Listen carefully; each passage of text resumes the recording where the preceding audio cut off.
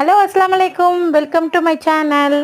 குயிக்காக ஒரு பிரியாணி எப்படி பண்ணுறதுன்னு பார்த்துடலாமா? வாங்க வீடியோக்குள்ளே போகலாம். அடுப்பை பற்ற வச்சுட்டு பாத்திரம் வச்சுட்டு எண்ணெயை ஊற்றிடுங்க. அதில் பட்டை, லவங்கம், ஏலக்காய், கட் பண்ணி வச்சுருக்க வெங்காயத்தை ஆட் பண்ணிக்கோங்க. அது வதங்கிட்டே இருக்கட்டும். பக்கத்துலேயே ஒரு அடுப்பில் இன்னொரு பாத்திரம் வச்சுட்டு அதில் தண்ணி ஊற்றி வச்சுருங்க. ஏன்னா நம்ம வந்து வடி பிரியாணி தான் செய்ய போகிறோம். அது வந்து கொதிச்சுட்டு இருக்கட்டும். இந்த சைடு வெங்காயம் நல்லா வதங்கிட்ட பிறகு மிளகாய் தூளும் இஞ்சி பூண்டு விழுதுமே ஆட் பண்ணிக்கோங்க. அது இஞ்சி பூண்டு விழுது நல்லா வதங்கிட்ட பிறகு தக்காளி ஆட் பண்ணிக்கோங்க. தக்காளி, பச்சை மிளகாய் அண்டு கொத்தமல்லி, புதினா இது எல்லாத்தையுமே ஆட் பண்ணிவிட்டு இது கொஞ்சம் நேரம் வதங்கிட்டு இருக்கட்டும். அந்த தண்ணி கொதித்த பிறகு நம்ம வடிகட்டி வச்சுருக்க அரிசியை போட்டுட்டு அதில் உப்பு, கொத்தமல்லி, புதினா, கொஞ்சமாக ஆயில். ஏன்னா அரிசி வந்து நமக்கு ஒட்டாமல் வரும், உதிரியாக வரும். ஸோ அது வந்து பாயில் ஆகிட்டு இருக்கணும்.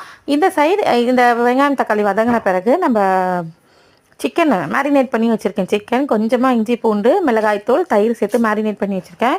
அந்த சிக்கனை போட்டுட்டு நல்லா வதக்கிடுங்க. தயிரையும் ஆட் பண்ணிக்கோங்க. கூட லெமன் ஜூஸையும் ஆட் பண்ணிக்கோங்க. லெமன் ஜூஸ் இல்லைன்னா வினிகர் இருந்தால் லைட்டாக வினிகர் ஊற்றிக்கோங்க. இது நல்லா வதங்கணும். வதங்கிட்ட பிறகு இந்த மாதிரி கன்சிஸ்டன்சியில் வந்துடுச்சுன்னா நமக்கு வந்து ரைஸும் ரெடி ஆகிடும். ரைஸ் எப்படின்னா ஒன்றும் பாதியமாக ஆகணும். நம்ம உடைக்கும் போது ரைஸ் வந்து ஒன்றும் பாதியமாக ஆகணும். அந்த மாதிரி ஆயிடுச்சுன்னா நமக்கு பிரியாணிக்கு ரைஸ் ரெடின்னு அர்த்தம். இப்போ இந்த ரைஸை வந்துட்டு நம்ம செஞ்சு வச்சுருக்கிற குழம்புல நம்ம ஆட் பண்ணிக்கணும்.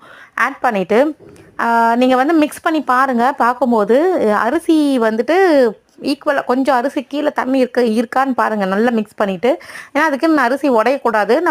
நம்ம ரொம்ப கேர்ஃபுல்லாக வந்து திருப்பணும். இல்லைன்னா நம்ம வடிகட்டி வச்சுருக்கிற தண்ணியில் ஒரு டம்ளர் தண்ணி எடுத்து சைட்லேயும் சென்டர்லேயும் நம்ம ஊற்றி நம்ம வந்து தம் போட்டுடலாம். நமக்கு சூப்பரான பிரியாணி வந்து ரெடி ஆகிடும். ஒரு 10 மினிட்ஸ் தம் ஆனால் போதும், பிரியாணி வந்து ரெடி ஆகிடும். இந்த வீடியோ பிடிச்சிருக்கோன்னு நினைக்கிறேன். பிடிச்சிருந்தா மறக்காமல் லைக் பண்ணுங்கள், ஷேர் பண்ணுங்கள், சப்ஸ்கிரைப் பண்ணி சப்போர்ட் பண்ணுங்கள். தேங்க்யூ, பாய். ஹாப்பி ஈட்டிங், பாய்.